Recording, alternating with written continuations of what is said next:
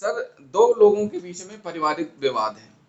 पारिवारिक पारिवारिक विवाद होने के नाते किसी व्यक्ति का नाम एक परिवार के द्वारा लिखवा दिया जाता है एफआईआर में।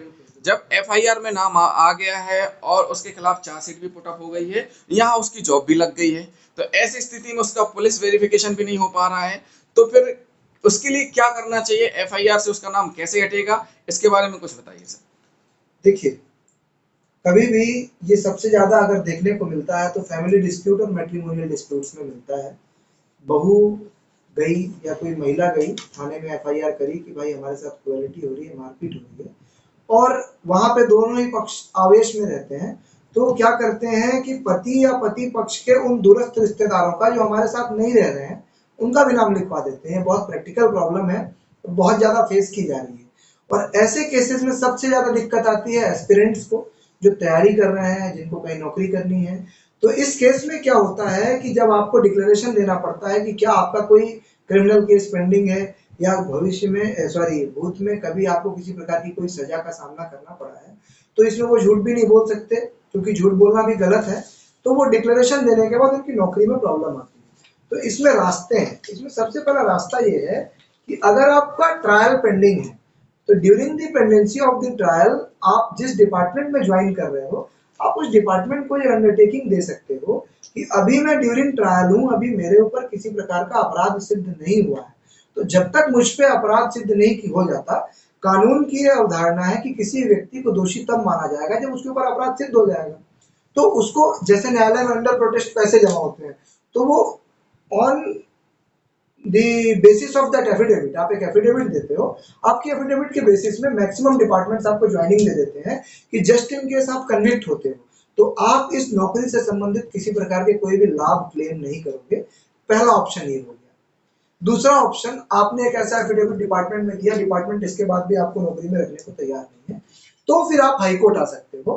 क्यों? क्योंकि हो सकता है कि उस विभाग में बैठे हुए अधिकारियों को कानून की इस अवधारणा के बारे में जानकारी ना हो कि जब तक किसी व्यक्ति को सजा नहीं पड़ जाए उस व्यक्ति को दोषी नहीं माना जाता। तो उस केस में आप हाईकोर्ट आ सकते हैं। हाईकोर्ट आकर के हाईकोर्ट में रिट फाइल कर सकते हैं, और रिट फाइल करके रिट कोर्ट से ऐसा ऑर्डर लेकर के जा सकते हैं जिससे कि आपका करियर ग्रोथ ना रुके। ये तो सर रिट वाली बात हो गई कि ऑर्डर ले जा सकते हैं। क्या हम एफआईआर भी रद्द करवा सकते हैं? देखिए, एफआईआर रद्द करवाना एक बहुत बड़ा क्वेश्चन है।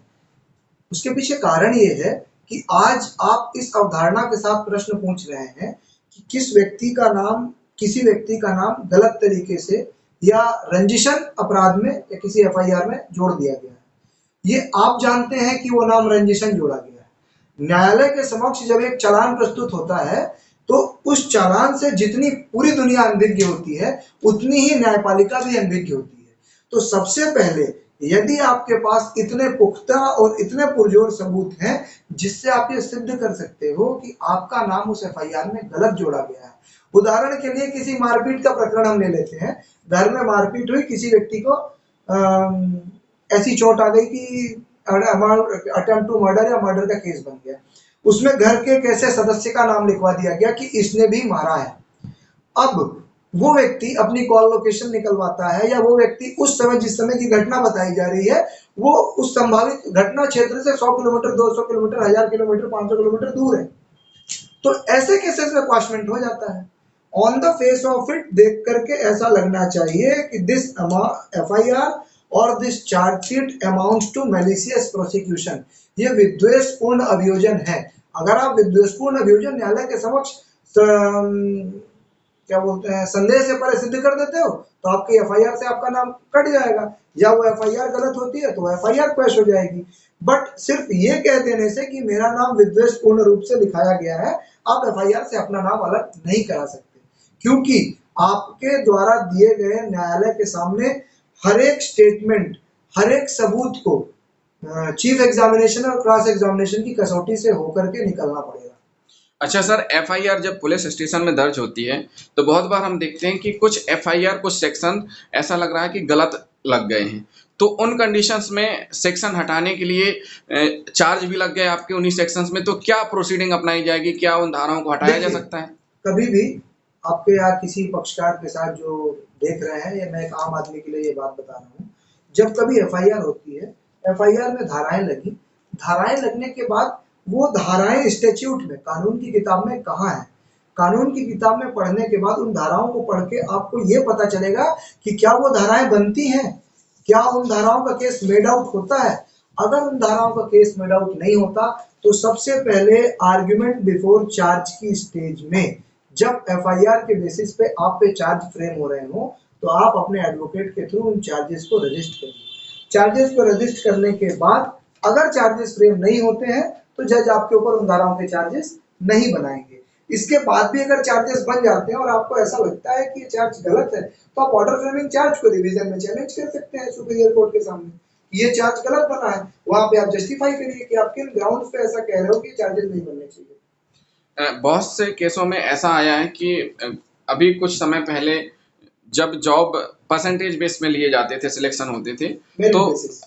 हाँ, तो उसमें क्या रहता था कि मेरिट बेसिस में एग्जाम हुआ और किसी के नंबर ज्यादा किसी के कम, कभी कभी ऐसा हुआ कि कम नंबर वाला ले लिया गया, ज्यादा नंबर वाला रह गया, या किस कैटेगरीज वाइज दिक्कत हुई है, तो उस संबंध में क्या कार्रवाई कर सकते हैं हाईकोर्ट में, कैसी क्या प्रक्रिया अपनाई देखिए जाती क्या है? होता है कि जब कभी किसी परीक्षा या किसी रिक्रूटमेंट की, किसी नौकरी की बात होती है, तो सबसे पहले उस रिक्रूटमेंट के लिए एक नोटिफिकेशन निकाला जाता है।